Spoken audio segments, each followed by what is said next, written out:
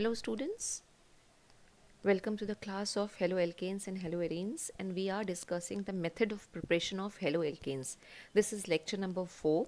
In the last class we discussed the method of preparation of haloalkanes from alkanes and alkenes, and in today's class we will discuss that how to prepare haloalkanes, that means alkyl halides, from alcohols. Alcohols को alkyl halide में convert करना है, right. तो alcohols की जब हम बात करते हैं तो अल्कोहल बेसिकली आता है एक जनरल फॉर्मूला आर और ओ एच, जो फंक्शनल ग्रुप अल्कोहल में लगा होता है वो होता है ओ एच। अब इसी ओ एच का रिप्लेसमेंट करना है, तो ओ एच के रिप्लेसमेंट के लिए जो हम सब्सटेंसेस यूज़ करते हैं वो क्या क्या हैं। हेलोजन एसिड हो सकता है जिसको हम HX लिखते हैं, और PCl5 या PCl3 यानी फॉस्फोरस के हेलाइड्स PCl3 और PCl5 हम यूज़ कर सकते हैं, या फिर हम थायोनिल क्लोराइड जिसका फॉर्मूला होता है SOCl2, राइट। कोई भी ऐसा सब्सटेंस जिससे यहाँ पर क्या हो, एक हेलोजन इंट्रोड्यूस हो जाए, उसके साथ रिएक्शन कराते हैं। और जब हम रिएक्शन करा रहे हैं तो जो OH ग्रुप है that will be replaced either by, यहाँ पे X से रिप्लेस हो जाएगा या फिर Cl, क्योंकि यहाँ पे जो PCl3 PCl5 हम यूज़ कर रहे हैं उससे एल्काइल ग्रुप के साथ क्लोरीन एटम आ जाएगा। तो हमारे पास ये R आ गया, R मीन्स एल्काइल ग्रुप, और यहाँ पे एक हेलोजन एटम आ जाएगा, यानी कि हमें एल्काइल हेलाइड्स मिल जाएंगे, एल्काइल हेलाइड्स, राइट। अब हम सबसे पहले जो डिस्कस करेंगे वो हम यही करेंगे कि हम हेलोजन एसिड्स का अगर रिएक्शन कर रहे हैं अल्कोहल के साथ तो किस तरह से एल्काइल हेलाइड्स बनेंगे। तो अल्कोहल्स में हमारी पहली कैटेगरी आ जाएगी by the reaction of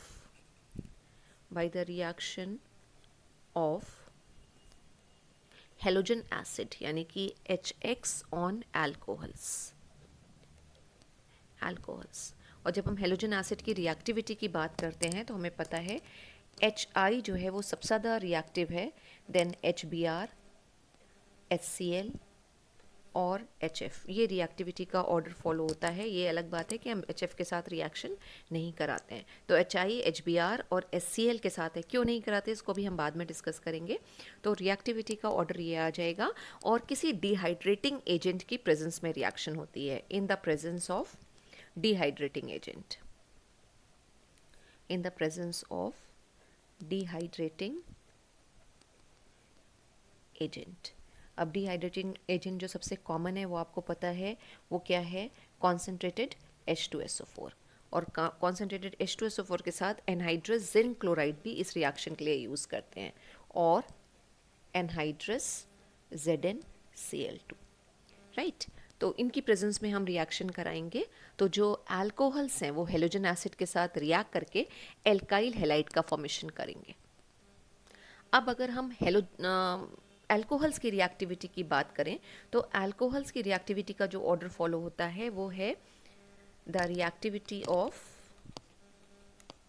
alcohols, the reactivity of alcohols जो है उसका ऑर्डर आता है, टर्शरी अल्कोहल्स भी हमारे पास हैं, सेकेंडरी अल्कोहल्स भी हमारे पास हैं, और प्राइमरी अल्कोहल भी हमारे पास हैं। तो जो टर्शरी अल्कोहल हैं वो ज़्यादा रिएक्टिव होते हैं कंपैरेटिवली सेकेंडरी से, और सेकेंडरी ज़्यादा रिएक्टिव होंगे प्राइमरी से। अब इसका रीज़न क्या है, उसके लिए हम एक टर्शरी अल्कोहल का अगर स्ट्रक्चर बना लें, टर्शरी अल्कोहल का मतलब हुआ कि जो OH ग्रुप जिस कार्बन के साथ जुड़ा होगा वो इन टर्न 3 और कार्बन के साथ जुड़ा होगा या एल्काइल ग्रुप्स के साथ अटैच्ड होगा, राइट। अब व्हाट विल हैपन, जब ये CH3 ग्रुप यहाँ पे लगे हुए हैं या एल्काइल ग्रुप यहाँ पे लगे हुए हैं, तो यू नो कि एल्काइल ग्रुप्स क्या शो करते हैं, प्लस आई इफेक्ट शो करते हैं, राइट। तो ये 3 एल्काइल ग्रुप हैं, ये प्लस आई इफेक्ट शो करेंगे।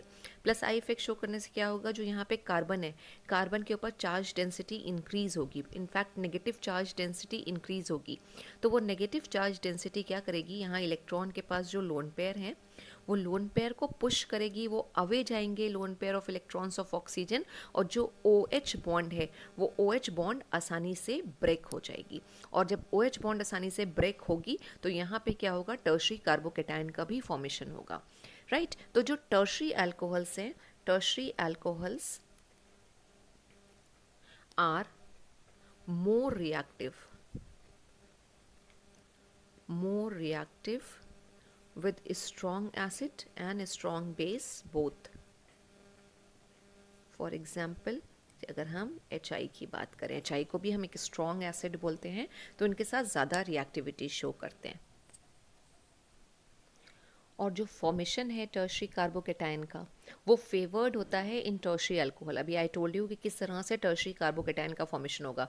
जब ये बॉन्ड ब्रेक होगी, ये वाले इलेक्ट्रॉन्स ऑक्सीजन लेके निकल जाएगा, तो ये कार्बन के ऊपर पॉजिटिव चार्ज आ जाएगा, राइट। तो टर्शरी कार्बोकेटाइन का फॉर्मेशन होगा, और टर्शरी कार्बोकेटाइन का फॉर्मेशन जो है वो फेवर्ड होता है in case of tertiary alcohol. That is why tertiary alcohols are more reactive. Carbocation की स्टेबिलिटी आपको बताई गई है।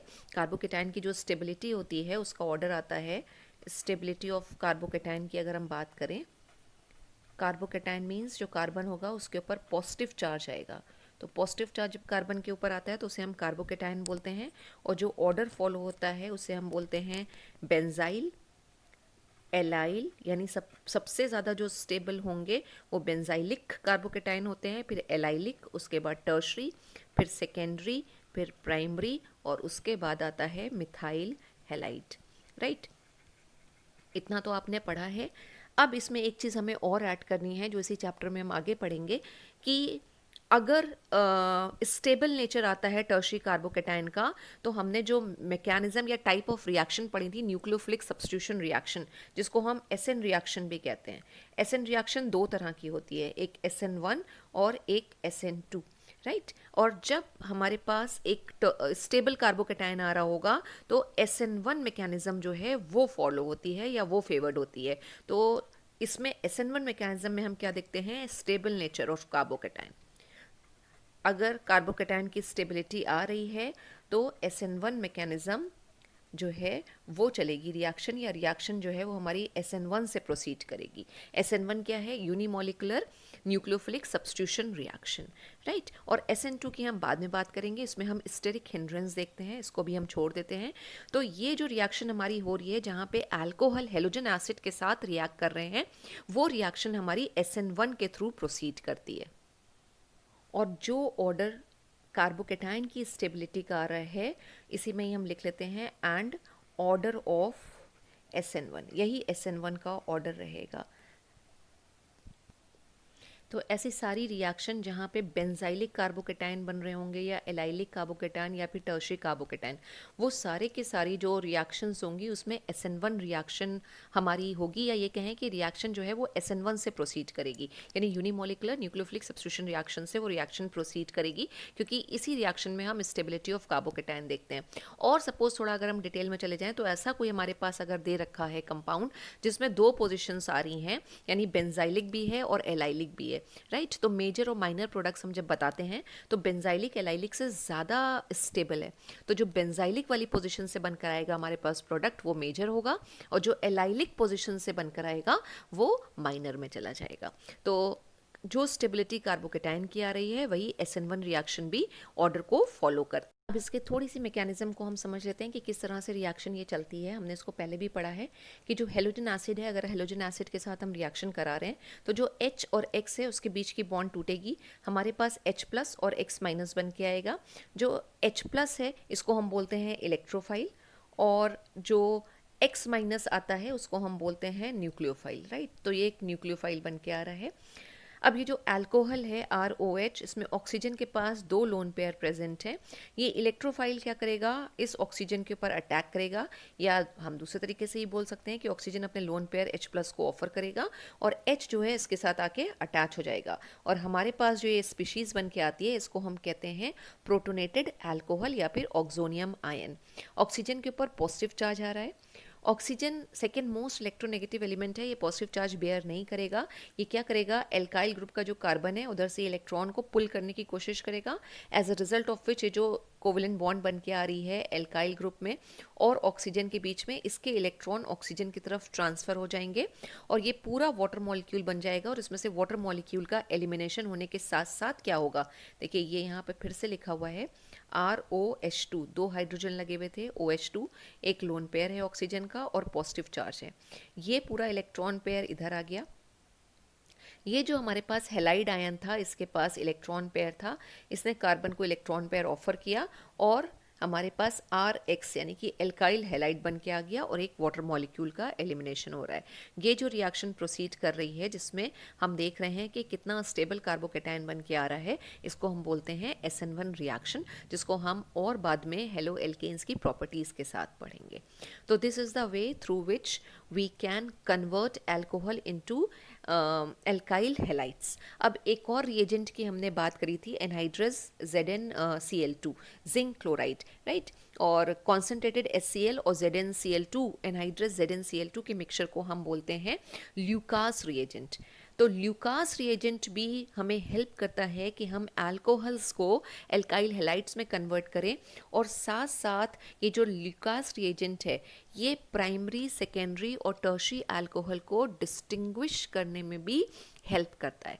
जब हम अल्कोहल्स पढ़ेंगे तो अल्कोहल में अगर आपको 3 अल्कोहल्स दिए जा रहे हैं, बहुत ही इंपॉर्टेंट है, ये टेस्ट ज़रूर पूछा जाता है, ल्यूकास टेस्ट। तो टर्शियरी, सेकेंडरी और प्राइमरी अगर तीनों अल्कोहल्स हैं और आपको ये बताना है कि इनमें से कौन सा टर्शियरी है, कौन सा सेकेंडरी है, कौन सा प्राइमरी है, तो हम उसको ल्यूकास टेस्ट से, जिसमें हम ल्यूकास रिएजेंट यूज़ करते हैं, उससे डिस्टिंग्विश करके बता देते हैं। तो देखते हैं इसकी रिएक्शंस कैसे आती हैं। Lucas reagent is concentrated HCl and anhydrous zinc chloride, and this test is used to distinguish tertiary, secondary and primary alcohols. जो reactivity order आता है वो है tertiary, secondary and primary, यानी कि ल्यूकास रिएजेंट के साथ जो टर्शियरी अल्कोहल होंगे वो इमीडिएट टेस्ट देते हैं, इमीडिएट टेस्ट। अब अगर हम टर्शियरी अल्कोहल का स्ट्रक्चर बना लें तो ये एक टर्शियरी अल्कोहल हमारा आ गया। टर्शियरी अल्कोहल का मतलब मैंने बता दिया कि OH ग्रुप जिस कार्बन के साथ होगा वो टर्शियरी कार्बन होगा, यानी उसके साथ 3 और कार्बन अटैच्ड होंगे। अब इसकी रिएक्शन हम करा रहे हैं कॉन्सेंट्रेटेड HCl और एनहाइड्रस जिंक क्लोराइड, जो ल्यूकास रिएजेंट हम जिसको बोल रहे हैं, उसके साथ अगर रिएक्शन करा रहे हैं तो रिएक्शन कराने पे क्या होता है कि जो टर्शियरी हेलाइड्स बन के आते हैं वो टर्बिडिटी देते हैं, और विद टर्शियरी अल्कोहल्स जो ये टर्बिडिटी आती है ये इमीडिएट आ जाती है, यानी विद इन नो टाइम ये टर्बिडिटी आ जाएगी। और अगर विद इन नो टाइम या इमीडिएटली टर्बिडिटी आ रही है तो इसका मतलब टर्शियरी हेलाइड का फॉर्मेशन हो रहा है, टर्शियरी हेलाइड्स। और अगर टर्शियरी हेलाइड्स बन के आ रहे हैं तो इसका मतलब जो अल्कोहल लिया होगा वो हमारा क्या होगा, टर्शियरी अल्कोहल होगा। टर्बिडिटी इमीडिएटली देता है, शोज टर्बिडिटी इमीडिएटली। वहीं अगर हमारे पास सेकेंडरी अल्कोहल्स होंगे तो सेकेंडरी अल्कोहल्स जो हैं वो थोड़ा टाइम लेते हैं टर्बिडिटी देने में। OH ग्रुप जिस कार्बन के साथ लगा हुआ है वो सेकेंडरी इन नेचर है। अब अगर हम ल्यूकास रिएजेंट के साथ इसका टेस्ट करा रहे हैं तो जिस टर्बिडिटी की हम बात कर रहे हैं यानी क्लाउडीनेस आ जाएगी, एक कोलोइडल सोल्यूशन सा बन जाएगा। तो सेकेंडरी अल्कोहल्स के साथ ये जो टर्बिडिटी आती है, ये जो टाइम है वो टाइम 5 मिनट्स कहलाता है, कि 5 मिनट लगता है टर्बिडिटी आने में, तो थोड़ा स्लो आ रही है। तो सेकेंडरी अल्कोहल्स जो हैं वो सेकेंडरी हेलाइड्स देंगे, और सेकेंडरी हेलाइड्स जो हैं शोज टर्बिडिटी इन 5 मिनट्स, इन 5 मिनट्स। तो अगर थोड़ा लेट आ रही है टर्बिडिटी या क्लाउडीनेस टेस्ट ट्यूब के अंदर तो इसका मतलब वो क्या होंगे, हमारे सेकेंडरी अल्कोहल होंगे। और जो प्राइमरी अल्कोहल्स हैं वो तो टर्बिडिटी देते ही नहीं है रूम टेम्परेचर पे, उसको अगर हमें टर्बिडिटी कन्वर्ट करना है या टर्बिडिटी लेकर आनी है या रिएक्शन को कंप्लीट कराना है तो फिर हमें टेम्परेचर प्रोवाइड करना पड़ता है, राइट। ये प्राइमरी अल्कोहल के लिए रिएक्शन लिख ली, और प्राइमरी अल्कोहल से बन के तो ये आएंगे लेकिन टर्बिडिटी आती ही नहीं है रूम टेम्परेचर के ऊपर, राइट। अब हम बात करें कि ये जो तीनों रिएक्शंस हो रही हैं ये कौन सा पाथ फॉलो करेंगी। तो जो फर्स्ट और सेकंड वाली हमारी रिएक्शन है वो जो है वो SN1 फॉलो करती है। SN1 यानी स्टेबिलिटी ऑफ कार्बोकेटाइन की हम बात करते हैं, तो इसमें भी SN1 रिएक्शन चलेगी, इसमें भी SN1 रिएक्शन चलेगी, और जो ये प्राइमरी अल्कोहल्स हैं ये SN2 पाथ को फॉलो करते हैं, राइट। तो अलग अलग रिएक्शन मैकेनिज्म लगती हैं, इसमें अलग लग रही है, उसमें अलग लग रही है। और ल्यूकास टेस्ट आप याद रखिए जिसमें हम ल्यूकास रिएजेंट यूज़ करते हैं जो डिस्टिंग्विश करने में हेल्प करता है टर्शियरी, सेकेंडरी और प्राइमरी अल्कोहल्स में। तो ये तो हमने बना लिए। अगर हम देखें तो हम HCl के साथ रिएक्शन करा रहे हैं, तो जो हमारे कंपाउंड बन के आ रहे हैं वो बेसिकली अगर हम बोलें हैं क्या, तो वो एल्काइल क्लोराइड्स बन के आ रहे हैं। अब यही अगर हमें एल्काइल ब्रोमाइड्स बनाने हो तो एल्काइल ब्रोमाइड्स बनाने के लिए हम HBr यूज़ करते हैं। अगर ब्रोमो एल्केन्स बनाने हैं तो हमारे पास ये रिएक्शंस आ रही हैं। सेम वे जैसे हमने HCl यूज़ किया है, हम HBr यूज़ करेंगे in presence of concentrated H2SO4। तो जो अल्कोहल्स हैं वो किस में कन्वर्ट हो रहे हैं, Br ग्रुप इंट्रोड्यूस हो रहा है और एल्काइल ब्रोमाइड्स बन के आ रहे हैं। जैसे इस केस में यहाँ पे इथाइल ब्रोमाइड बन के आ रहा है। यही अगर हमें रिएक्शन करानी हो तो हम इसको सॉल्ट की प्रेजेंस में भी करा सकते हैं, यानी अगर हम अल्कोहल को हीट करें in presence of potassium bromide KBr and H2SO4, right, तो भी हमारे पास ये यहाँ पे यू कैन सी के एल्काइल ब्रोमाइड्स बन के आ रहे हैं। और साथ में क्योंकि हम KBr यूज़ कर रहे हैं तो यहाँ पे KHSO4 भी आ जाएगा, H2O भी आ जाएगा। लेकिन बस एक चीज़ याद रखने वाली है वो ये कि ये पर्टिकुलर रिएक्शन जो है ये सिर्फ प्राइमरी अल्कोहल के लिए यूज़ होगी, प्राइमरी अल्कोहल्स, राइट। सेकेंडरी और टर्शरी अल्कोहल के लिए हम KBr और H2SO4 का कॉम्बिनेशन नहीं यूज़ करते हैं। उसका रीज़न क्या है, वो क्या करेगा, अल्कोहल को डिहाइड्रेट कर देगा और एल्कीन्स बना देगा। और हमें एल्कीन्स नहीं बनाने, हमें क्या करना है, एल्काइल हैलाइड्स का फॉर्मेशन करना है। तो हमारे पास अगर हम एल्काइल क्लोराइड की बात करें तो एल्काइल क्लोराइड भी हमने बना लिए। अगर हम एल्काइल ब्रोमाइड की बात करें तो एल्काइल ब्रोमाइड भी आ गया। और इसी तरह से हम एल्काइल आयोडाइड भी प्रिपेयर कर सकते हैं। एल्काइल आयोडाइड अगर प्रिपेयर करना है तो जो हम एसिड यूज़ करेंगे वो यहाँ पे हमारा HI हो जाएगा। इथाइल अल्कोहल्स का रिएक्शन कराएंगे तो हमारे पास एल्काइल आयोडाइड्स आ जाएंगे। अब यही अगर हम फॉस्फोरस के हैलाइड्स ले लें, जिसमें से फॉस्फोरस के क्लोराइड्स बेसिकली हम यूज़ करते हैं, तो भी हम क्लोरो एल्केन्स बना सकते हैं। तो अगर हम एग्जाम्पल ले लें इथेनॉल का ही, इथेनॉल के साथ ही मोस्टली सारी रिएक्शन दे रखी हैं, तो इथेनॉल और PCl3 की अगर हम रिएक्शन कराएं तो हमारे पास प्रोडक्ट बन के आएगा वो है इथाइल क्लोराइड, राइट। और PCl3 हम जब भी यूज़ करते हैं तो हमारे पास यहाँ पे एक एसिड आता है H3PO3, जिसको हम कहते हैं फॉस्फोरस एसिड। फॉस्फोरस एसिड बनेगा, राइट। और साथ में हमारा यहाँ बन गया एल्काइल हैलाइड या फिर कहें इथाइल क्लोराइड का फॉर्मेशन हो गया। और यही अगर हम अल्कोहल को चेंज कर दें, हम प्रोपेनॉल ले लें और PCl5 के साथ रिएक्शन कराएं, यानी फॉस्फोरस का पेंटाक्लोराइड है, तो जो हमारे प्रोडक्ट आएंगे वो प्रोडक्ट्स हमारे क्या होंगे, 3 कार्बन वाला एल्काइल ग्रुप होगा, यानी कि CH3, CH2 और CH2। और साथ में आ जाएगा यहाँ पे Cl ग्रुप इंट्रोड्यूस हो जाएगा। बेसिकली PCl3 और PCl5 दोनों क्लोरीनेटिंग एजेंट कहलाते हैं। क्लोरीनेटिंग एजेंट का मतलब है क्लोरीन को इंट्रोड्यूस करेंगे, तो क्लोरीन इंट्रोड्यूस हो गया। अब इंपॉर्टेंट चीज़ क्या है कि जब भी हम PCl5 यूज़ करते हैं तो हमारे पास आता है POCl3, जिसे हम कहते हैं फॉस्फोरस ऑक्सीक्लोराइड या फॉस्फोरिल क्लोराइड, प्लस क्या जाएगा और HCl। तो एल्काइल क्लोराइड्स हम जो हैं PCl3 और PCl5 से भी बना सकते हैं।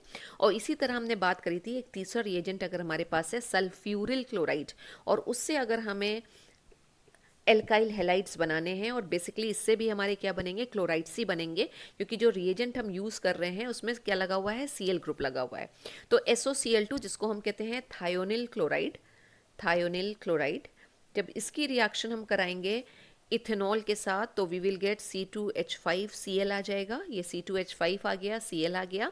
बाकी हमारे पास ये SO बच रहा है, एक Cl बच रहा है और इधर ऑक्सीजन बच रहा है, तो SO और ऑक्सीजन मिलके बना लेंगे SO2 और बाकी आ जाएगा HCl, राइट। ये मेथड से जो हमें एल्काइल क्लोराइड मिलते हैं वो काफ़ी हद तक प्योर होते हैं, इसलिए इस मेथड को प्रेफर किया जाता है और सारे मेथड से।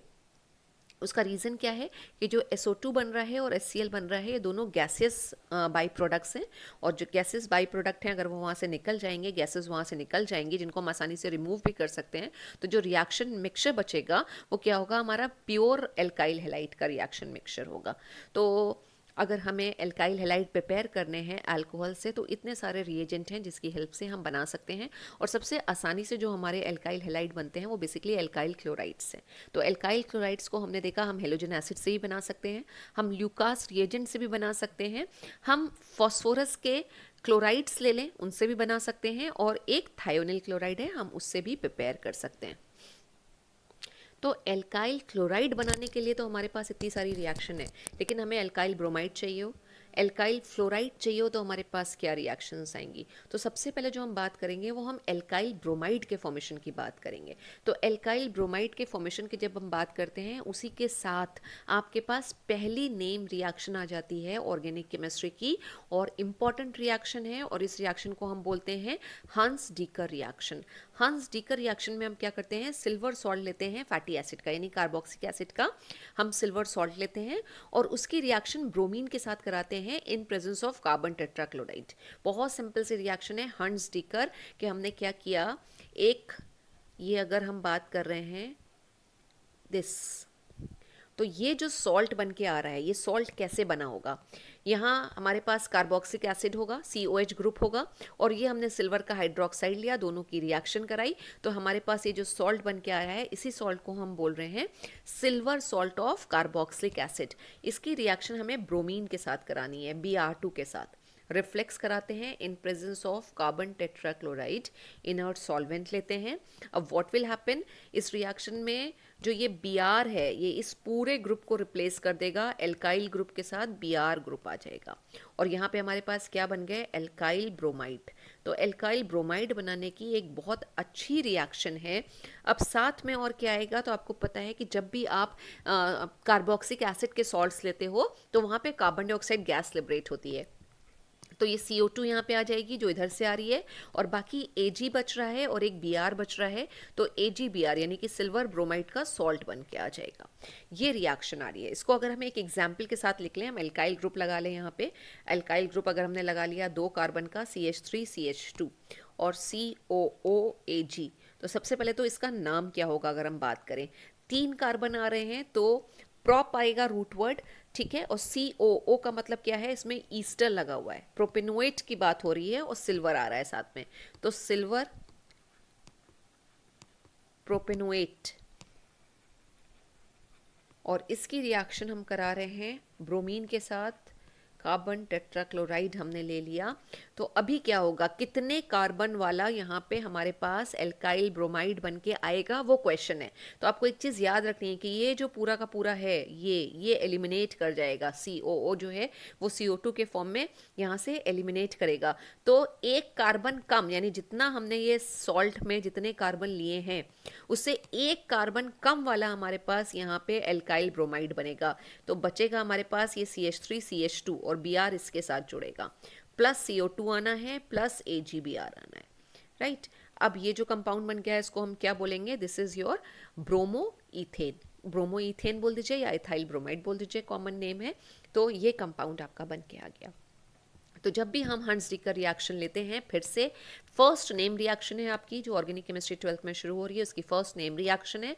इसमें हम सिल्वर सॉल्ट लेते हैं फैटी एसिड का, ब्रोमीन के साथ रिएक्शन कराते हैं, तो हमारे एल्काइल ब्रोमाइड्स बन के आते हैं, और जो एल्काइल ग्रुप लगेगा ब्रोमाइड के साथ, जो एल्काइल ब्रोमाइड बनेगा उसमें जितना हमने सॉल्ट में कार्बन लिए होंगे उससे एक कार्बन कम आता है। दिस इज हंस डीकर रिएक्शन। तो इस रिएक्शन की पहली लिमिटेशन अगर हम बात करें तो क्या होगा कि product will be 1 carbon less than the carboxylic acid salt, जो सॉल्ट हमने लिया है। दूसरी अगर हम लिमिटेशन की बात करें तो इससे सिर्फ आपके प्राइमरी एल्काइल ब्रोमाइड्स बनेंगे, सेकेंडरी और टर्शरी इससे बहुत अच्छे नहीं बनते हैं, सिर्फ प्राइमरी एल्काइल ब्रोमाइड बनते हैं। और अगर हम यहाँ पे Br2 की जगह I2 यूज़ कर दें, मतलब एल्काइल ब्रोमाइड की जगह अगर हम एल्काइल आयोडाइड बनाना चाहें तो एल्काइल आयोडाइड्स भी इस रिएक्शन से नहीं बनते हैं। अगर हम यहाँ पे I2 यूज़ करके और यही हम कार्बोक्सिलिक एसिड का फैटी सॉल्ट ले लें और सेम रिएक्शन कराने की कोशिश करें तो ईस्टर बन जाते हैं, और उसके साथ जो है CO2 और वही हमारा AgI आएगा, लेकिन ईस्टर बनेगा, एल्काइल आयोडाइड नहीं बनेगा। तो प्रोडक्ट चेंज हो जाता है, ईस्टर बन जाता है। ईस्टर हमें बनाना नहीं है, हमें तो एल्काइल आयोडाइड बनाना था जो इस रिएक्शन से नहीं बनेगा, ठीक है। अब अगर हम बात करें कि अगर हमें फ्लोराइड्स बनाने तो फ्लोराइड किस तरह से बन के आएंगे, एल्काइल फ्लोराइड की अभी तक हमने बात नहीं करी है। एल्काइल फ्लोराइड किस रिएक्शन से बनेंगे, तो वहाँ पे भी आपकी 2 नेम रिएक्शन आती हैं। हम जल्दी से वो 2 नेम रिएक्शन भी देख लेते हैं। अगेन दोनों नेम रिएक्शन बहुत इंपॉर्टेंट है।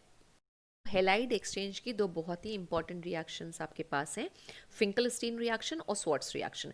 फिंकलस्टीन में हम सोडियम का आयोडाइड यूज़ कर रहे हैं, लेकिन स्वार्ट्स रिएक्शन में जब हमें हेलाइड एक्सचेंज करना है तो हम हैवी मेटल के या ट्रांजिशन मेटल्स के फ्लोराइड यूज़ कर रहे हैं। उसका रीज़न क्या है? उसका जो एक रीज़न है वो ये है कि जो CF बॉन्ड बनती है यहाँ पे, वो CF बॉन्ड आपको पता है कि जो फ्लोराइड के कंपाउंड्स होते हैं वो एक्सप्लोजिव इन नेचर होते हैं, तो जो CF बॉन्ड होगी वो एक्सप्लोजिव होगी। अगर सोडियम फ्लोराइड से हम उसको कंट्रोल करना चाहें तो हम सोडियम फ्लोराइड से उसको कंट्रोल नहीं कर पाएंगे, क्योंकि सोडियम का नेचर भी है वो भी हाईली रिएक्टिव होता है। तो उसको सिर्फ हम कैसे कंट्रोल कर सकते हैं? हैवी मेटल के फ्लोराइड के साथ ही कंट्रोल कर सकते हैं। फिर दूसरा जो मेजर रीज़न आता है, वो मेजर रीज़न क्या है? अगर हमने सोडियम का फ्लोराइड यूज़ किया तो जो SN2 रिएक्शन है वो फॉरवर्ड डायरेक्शन में बहुत ही कम स्पीड से चलती है। जो रेट ऑफ द रिएक्शन है वो डिक्रीज कर जाता है, जो प्रोडक्ट है वो बनते ही नहीं है, बहुत ही कम बनेंगे या फिर रिएक्शन प्रोसीड ही नहीं होती है। उसका रीज़न क्या होता है? उसका रीज़न ये है कि बेसिकली अगर हमने यहाँ पे NaF यूज़ किया, राइट, तो हमें यहाँ पे क्या मिलेगा? NaCl मिलेगा, जो वाटर में क्या होता है? हाईली सॉल्युबल होता है। तो फॉरवर्ड रिएक्शन तो फेवरेबल होगी ही नहीं वाटर में। वाटर जो है वो पोलर प्रोटिक सॉल्वेंट होता है। जो फ्लोराइड आयंस होते हैं वो ज़्यादा इलेक्ट्रोनेगेटिव होते हैं क्लोराइड आयंस से, राइट। तो NaCl बन के आ रहा है और उसके साथ फ्लोराइड बन के आ रहा है। जो फ्लोराइड्स होंगे वो ज़्यादा इलेक्ट्रोनेगेटिव होंगे।